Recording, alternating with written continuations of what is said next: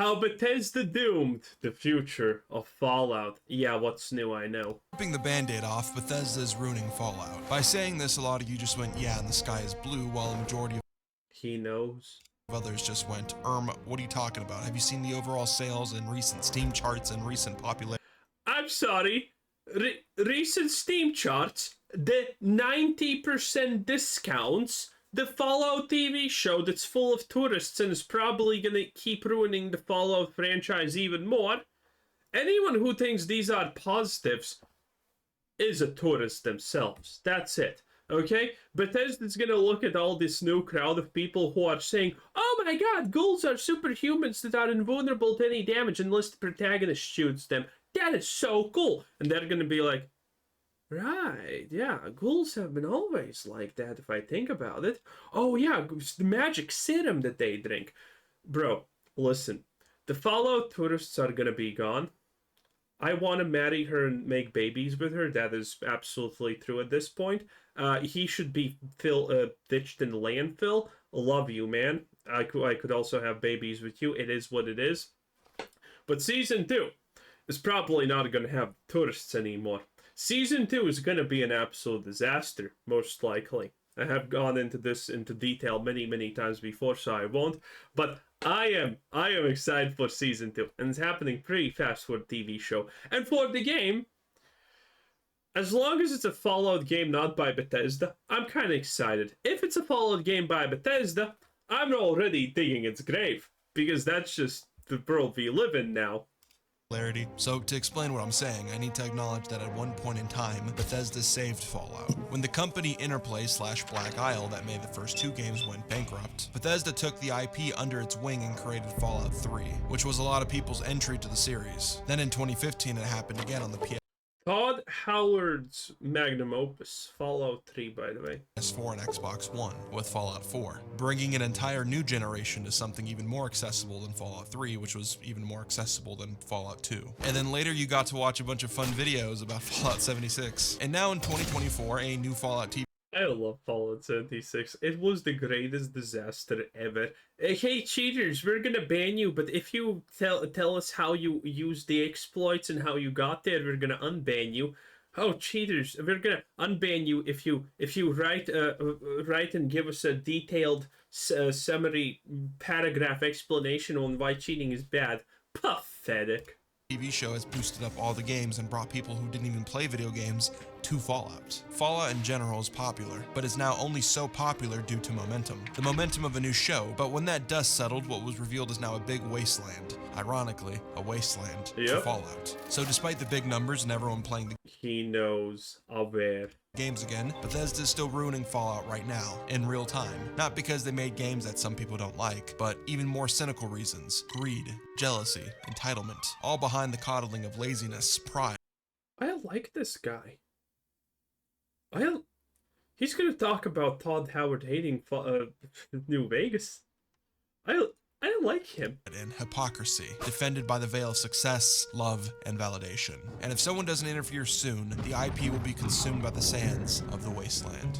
So let's go down this rabbit hole of why Bethesda is ruining Fallout. Also subscribe. Todd said that if we get enough of these, we might get a New Vegas 2. I promise. That's what he said. Fallout's never been more. We're probably gonna get a New Vegas 2 because again, Todd Howard no longer runs the show. It's Microsoft. And I know. I talk about this every time, but man, some of you are really fucking stupid. Okay, listen. If Microsoft buys Bethesda, Todd Howard has no longer any say on what they do. That's literally the concept of owning something. Microsoft owns Todd Howard. Todd Howard is just a figurehead here. He didn't even want to make the Fallout show. It only got made when Bethesda got acquired by Microsoft. Todd Howard has no power here. New Vegas 2 is happening. More popular. You guys are fucking incompetent. Let me ask a question. Who is the face of Activision? Who is the face of EA? Who is the face of Blizzard that isn't in jail? Yes, it's Luka Well, still, Bobby Kotick. Bobby Kotick is like Jeff Bezos. Jeff Bezos doesn't own Amazon any longer. He's not there, but everyone knows he's secretly behind the curtain doing everything, exactly like Bobby Kotick. And also, Bobby Kotick's a G. Doncic, you're all correct. Most game companies are ran by shadow people who stack billions and billions while sucking the blood of children. But then there's studios where the main character is a guy you just want to sit down with and have a beautiful cup of coffee. Miyazaki, Hideo Kojima, Gabe Newell when he used to make video games instead of spamming out Steam sales so that he could go on vacation. Also, I think the TF2 Bro, this guy enjoys smiling friends, okay? community is pretty unhappy with him. And up there is cute little Todd Howard. Behind that leather jacket and Cute? No. Little? Yes. Todd Howard is rumored to be 4.3 inches long. That's right. He's not a midget. He's a literal different human being. False Promises is an awkward hunk of love, and it's just a decoy for the real shadow people behind him. Todd is a guy that can constantly make bad decisions, but when you see him in the flesh, you kind of feel bad for the guy because he's just a little dork. If you want an example of this, look at when he got scared at IGN and didn't believe that the Fallout show was a 9 of 10 at first. Because before that, everyone loved his passion project for 2 weeks before ripping it to shreds. No one loved the passion project even for 2 weeks. Most people with at least 2 functioning brain cells that were rubbing against each other at the speed of light and doing more overtime than everyone on the planet combined could tell just from the 0.5 second gameplay footage that we saw, all smashed together. So Bethesda hope that you won't notice how bad the game is. Knew that Starfield is going to be an absolute disaster. And putting him back in the bad boy corner again. I believe that Todd Howard was once a great game director. He had that humble Mike Wazowski background, a guy who was persistent and had to work hard to get to where he is. He was turned down for Bethesda and told to finish school first, where he then finished school and got told to kick rocks because there's no more jobs available. And after persistence, he finally got to work at the company and climbed his way up the ranks. He failed and succeeded multiple times. Was this his story? I don't even know. But as we've now seen through the years, that once humble Michael Scott has now turned to Mr. O'Hare. The irritating thing about Todd and Bethesda is that they're also the luckiest game developers of all time. They're the only studio that constantly gets bailed out of mediocrity, having it be swept under the rug. And I used to think this was only a recent Bethesda thing, but with hindsight observation, this has always happened. Valve games have stood the test of time from groundbreaking mechanics and innovation, with the biggest critique being that they don't make games anymore because of the success of Steam. And That's also true.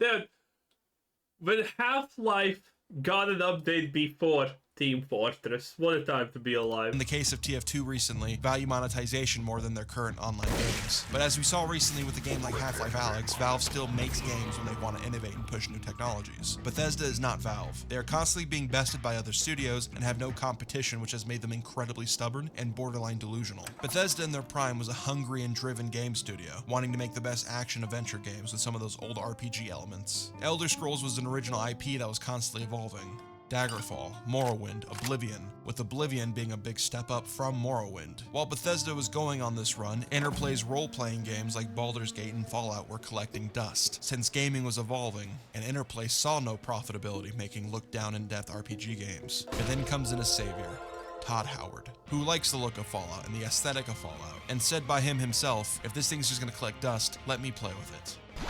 Okay, listen. I haven't talked about this yet, but this is a point that I wanted to discuss for a very long time. It is the fact that Fallout is a miracle, technically.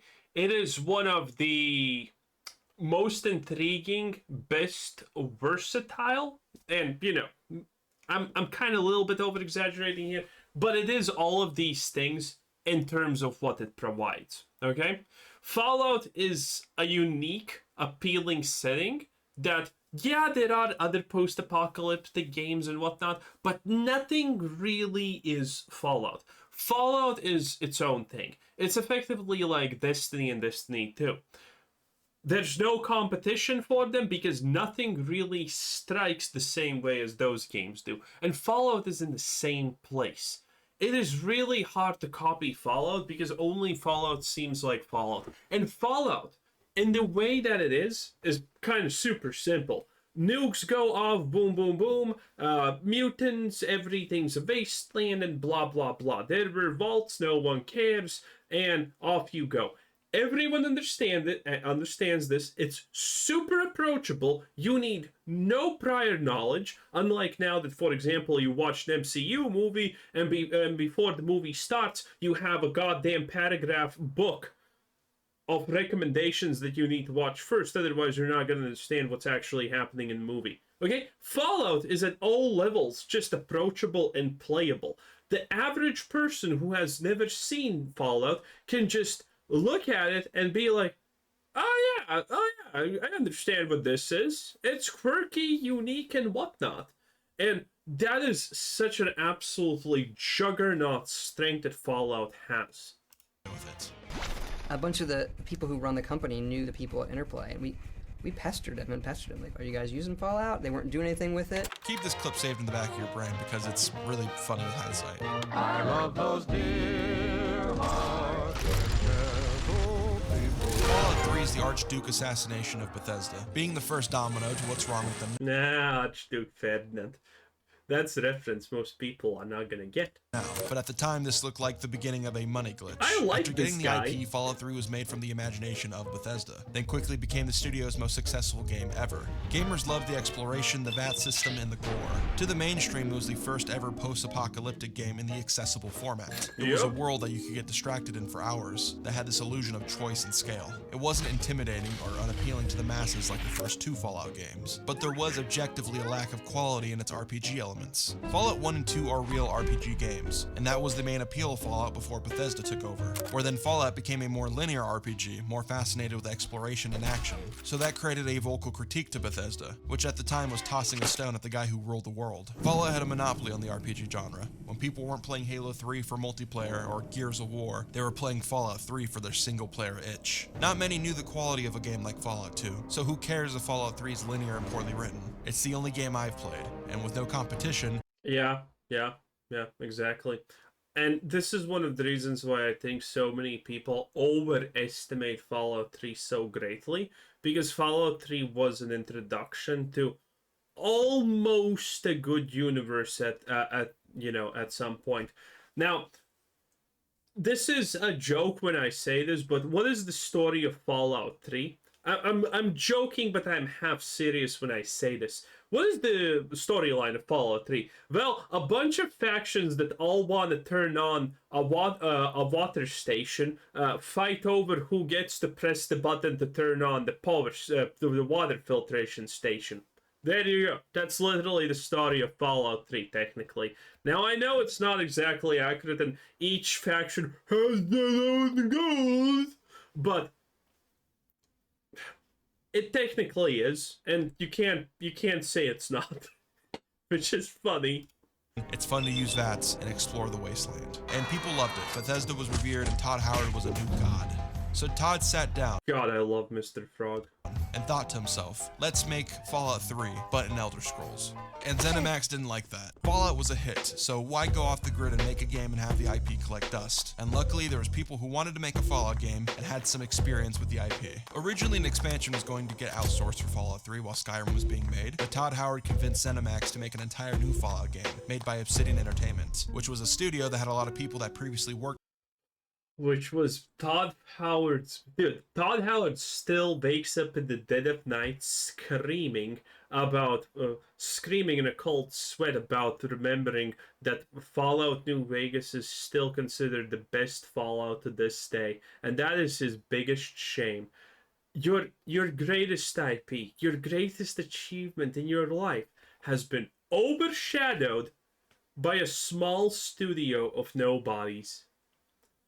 Oh man, it's easy to understand why Todd Howard hates New Vegas. Worked for Interplay and were on the development team for Fallout 2. New Vegas was made from the skeleton of Interplay's Fallout 3 that was scrapped due to the company's financial struggle. And before New Vegas, they made Knights of the Old Republic 2. That was rushed, so they didn't have time to fully scale that game to their vision, but still pulled it off. Luckily, right. that will never happen again, right?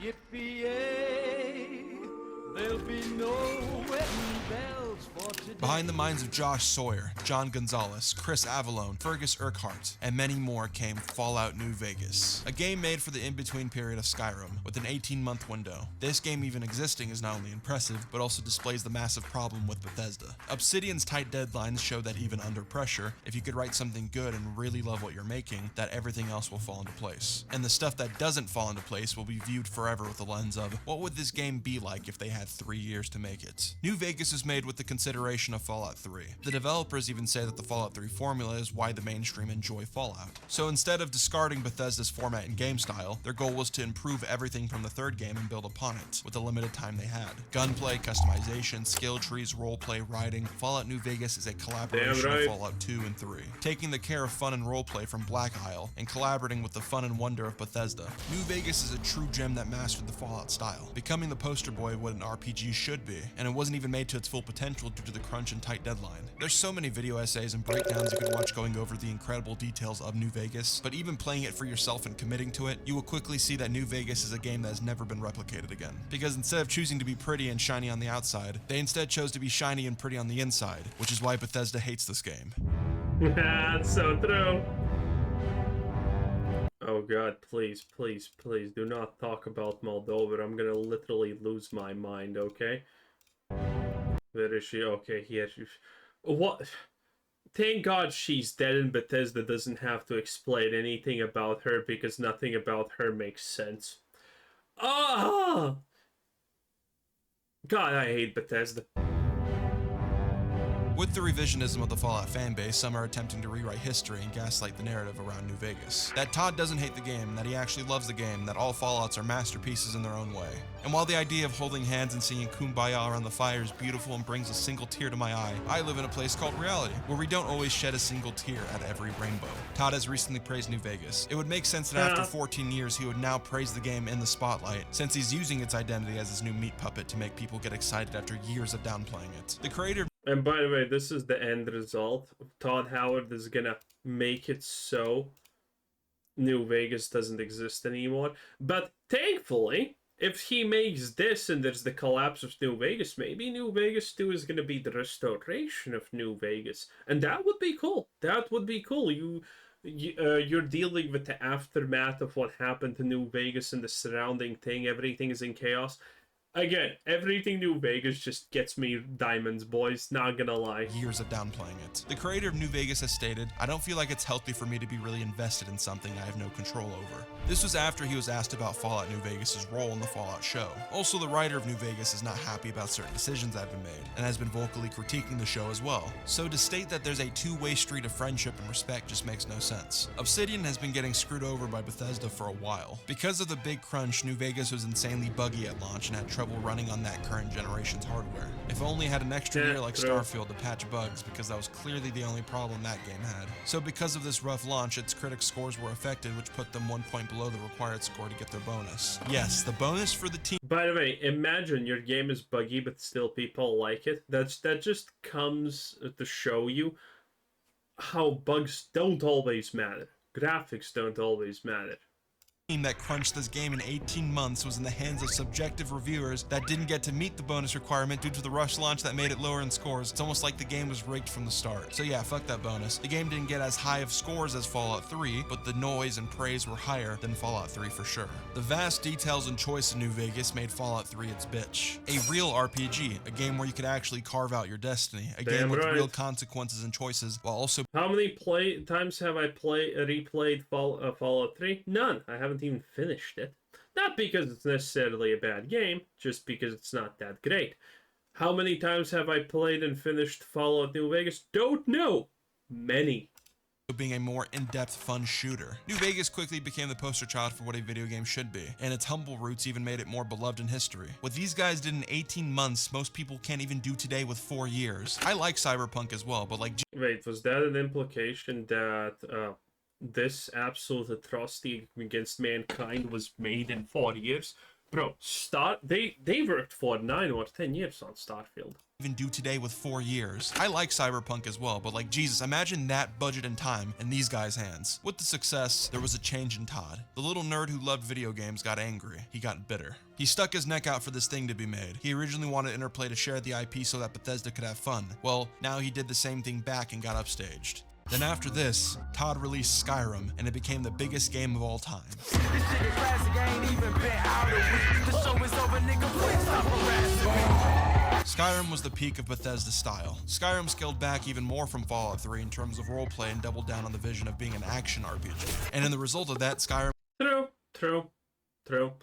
It was fun doing things in Skyrim, but no story was even remotely gripping.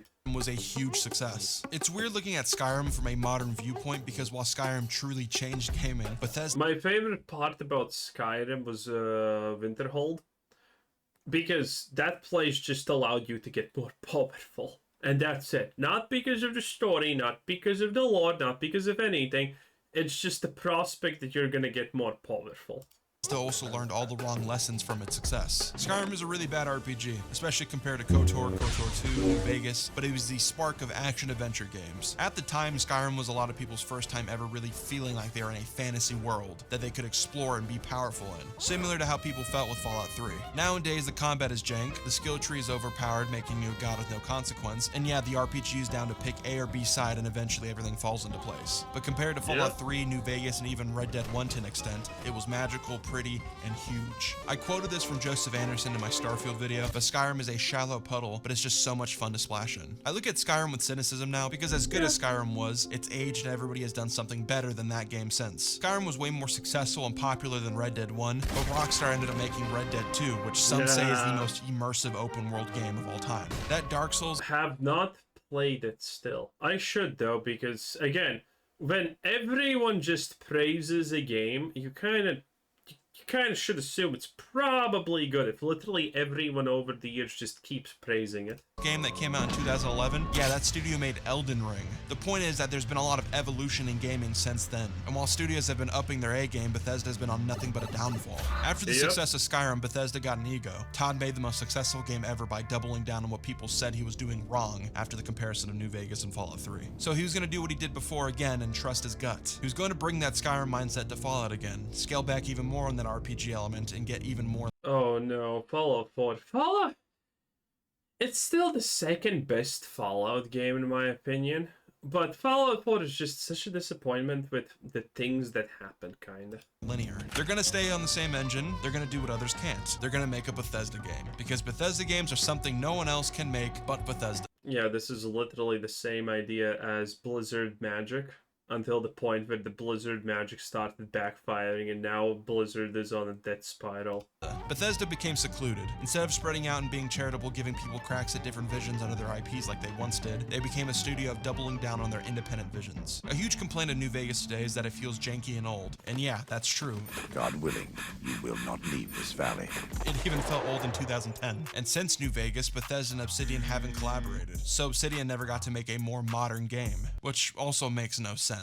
Even with Fallout New Vegas not selling as much as 3, the game is still revered as the greatest RPG of all time, and still sold well for Bethesda standards. The gap between Skyrim and Fallout 4 would be from 2011 to 2015. In the timeline, Skyrim was just recently the biggest game ever. Bethesda had clout and cash, and now Bethesda had time. And between those 4 years was radio silence. Even from a business standpoint, it makes no sense. In the past, ZeniMax was asking for more Fallout when Fallout 3 was a success. So that's why New Vegas was on that crunch to chase that high, which it did. And then after New Vegas, you have Skyrim being the biggest game ever. And being the biggest game ever is followed by no urgency or pursuit. It has to be because Obsidian didn't want to do it anymore, right? After that crunch and getting fucked over on that bonus, they were like, nah, let's not do it anymore. Nope. Chris Avallone, the writer for New Vegas, states that New Vegas 2 was pitched and denied. When asked why Bethesda said no, he said that question has kept him awake at nights for years. Yeah, we know this, that they wanted to do a Fallout New Vegas too, but Todd Howard. And then states that the team repeatedly asked to do an Elder Scrolls spin-off in the style of Fallout New Vegas, or anything in the Fallout world for years, to then be told nope again. He even pitched it the same way. So this brings up boogeyman claims of why Obsidian didn't work on anything for Bethesda. Claim 1. The game being buggy brought a negative reputation. This is bullshit. Bethesda games have always had the reputation of being notoriously buggy. Skyrim had a buggy launch, and even years later we'd see this again with Fallout 4 and 76. And even besides the bugs, we see in a game like Starfield that was almost... Dude, 76 was legendary though, okay? If you were not there for the 76 launch, you really missed out on a piece of gaming history. 76's launch of bugginess is mind-boggling huge. You know, when people talk about the game being buggy and whatnot, typically what they mean is like, oh yeah, you're gonna encounter like a bug or two in like, 1 hour of gameplay, and it's gonna be a little bit annoying or maybe immersion breaking or something. But 76 was a completely different beast, okay? In fact, it probably was the biblical beast in that sense. This is no understatement when I say this. Almost every single person that played 76 at launch was experiencing game-breaking or completely immersion-shattering bugs roughly every 1 minute of gameplay. Yeah, like, Fallout 76 has not yet been done over by any other buggy mess. Starfield was pretty buggy, yeah, but Starfield is like 1/100 of the bugs that 76 had. 76, without a doubt, is the most buggy game release of all time in history. Seriously, when you cannot spend 1 minute in the game doing something without encountering a bug that just annoys you or takes you out of it, that's just some special sauce right there. spotless, still be disliked. It's a shadow claim that I don't believe. It objectively makes no sense. In ZeniMax's interest of making more money, they benefit by having more games to make more money. Fallout New Vegas was revered as one of the greatest games of all time, so it wouldn't even be a problem in terms of quality or care. And now you have a 4-year window of nothing going on. And when you had this exact situation and worked the first time, New Vegas the Gap game was a hit. Then Skyrim after was your biggest hit. For ZeniMax to now stop production at the high of Bethesda just makes no sense. It's why I know Bethesda had to intervene. Todd's ego of being a sore winner has now hoarded the Fallout IP and the Elder Scrolls IP, making Bethesda the core developers. You know what's funny about Todd Howard? He's extremely most likely conscious about his height at being a manlet.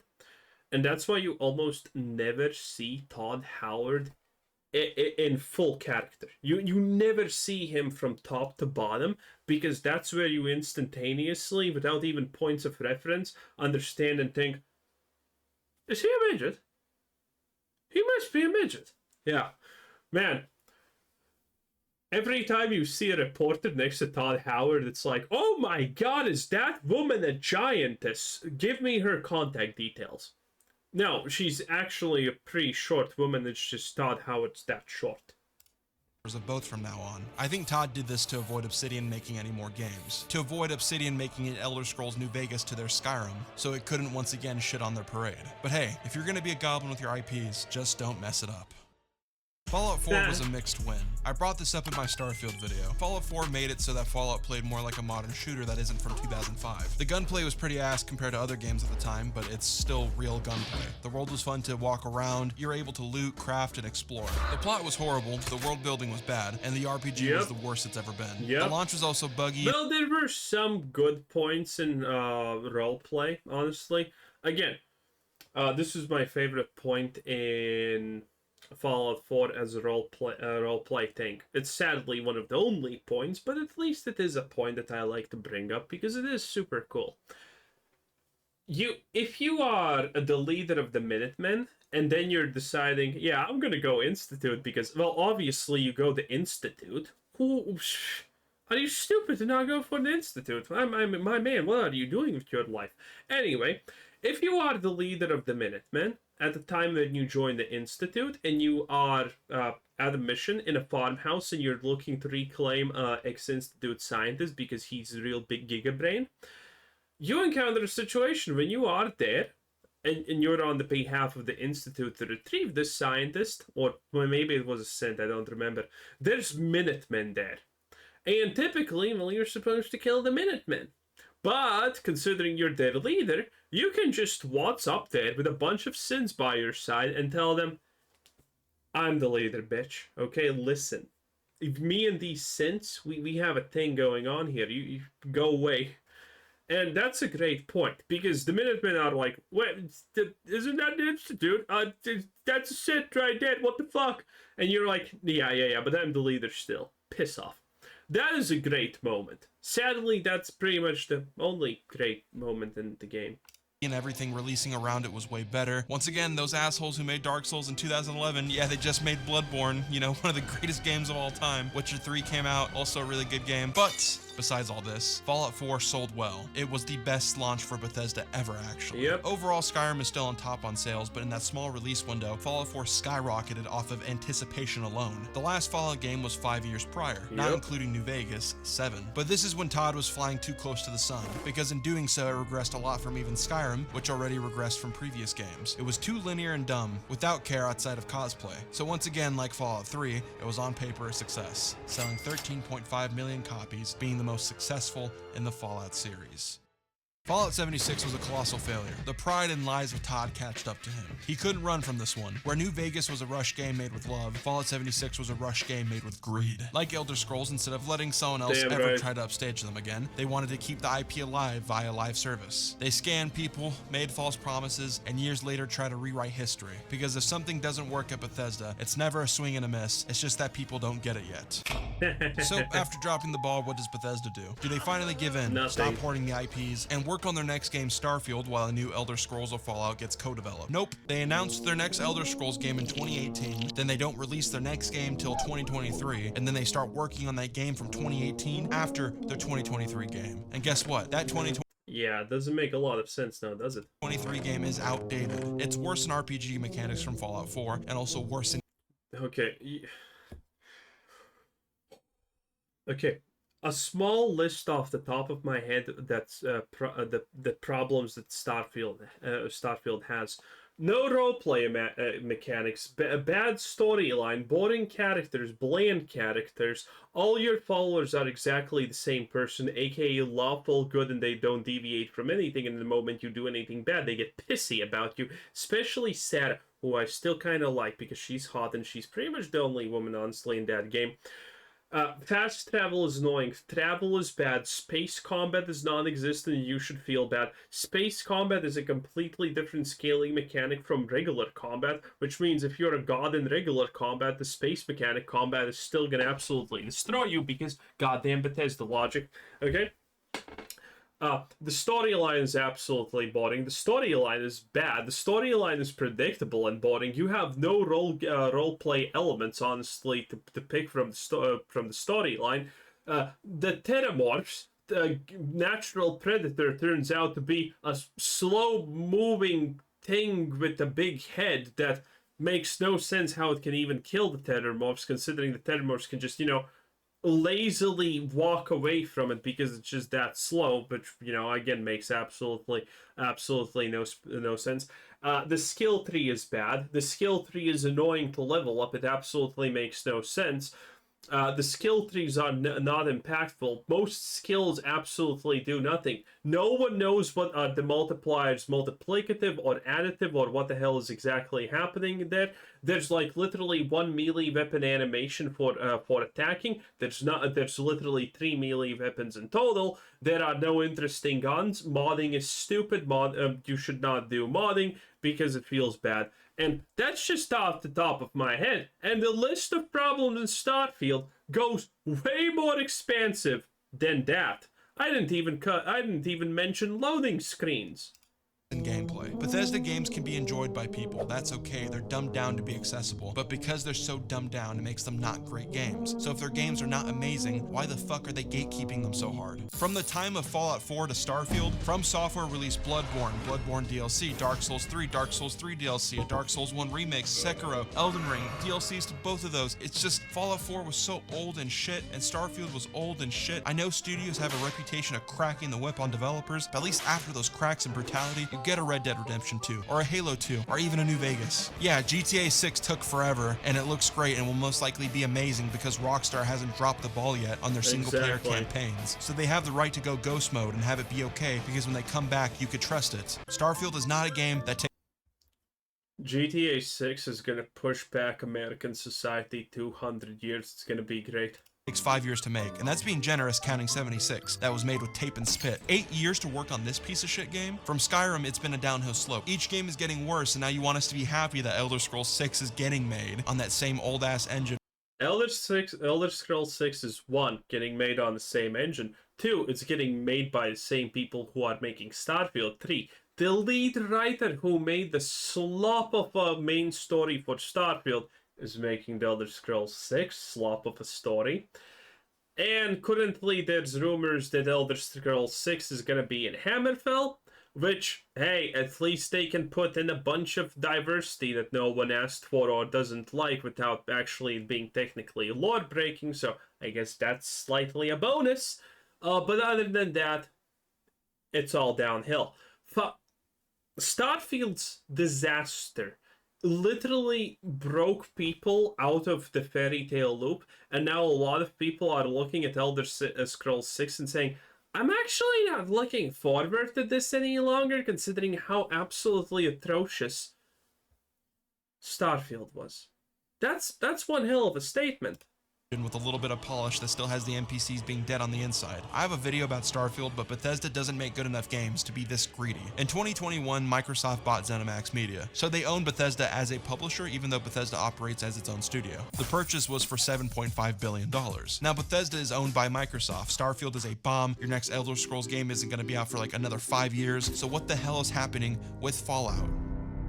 Fallout in the current conditions is truly screwed, but you don't think so because Todd gets lucky. He always gets lucky. The Fallout show came out and now Fallout is popular. Everyone was playing the games, getting that fix. Now 2015 is the new 2024. And now the West belongs to Todd. Now New Vegas, as an aesthetic, belongs to Todd. But where are the games? While everyone's sucking off Fallout 4 again, mind-wiping the history of Fallout 76, acting like it's a great game now, it's surprising no one sat down and questioned for a second, why hasn't there been a new RPG since like 2015? And as I've been breaking it down, it's because Bethesda is insecure and are sore winners, and they always get away with it. Even now, how flawed Fallout 4 is, they release a season of a show and all that history of Bethesda's pettiness is wiped away. The failure of Starfield is wiped away. Todd, you aren't a Kanye West album that everyone hates because they aren't ready for. You're a guy who constantly gets bailed out after wasting years making shitty video games while having IPs collect dust, like the CEO guy from Smiling Friends, because you fear that you will get upstaged by people who are better at making games than you, like what happened so long ago with Fallout. And it's gonna happen, because again, Todd Howard's no longer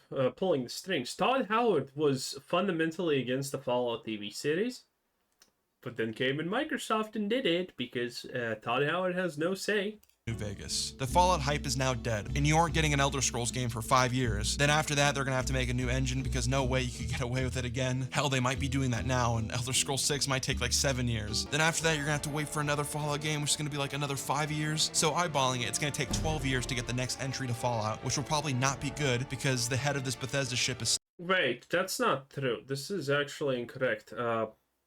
Microsoft said that they want to make a Fallout game stat after the success of the show. Because again, the show is an atrocious 5 out of 10 that you should watch if you're bored. But if you're not bored and you have better things in life, you should not watch, because it is mediocrity at its absolute... I don't even know if it's mediocrity the best at its poorest or at its highest. I don't know.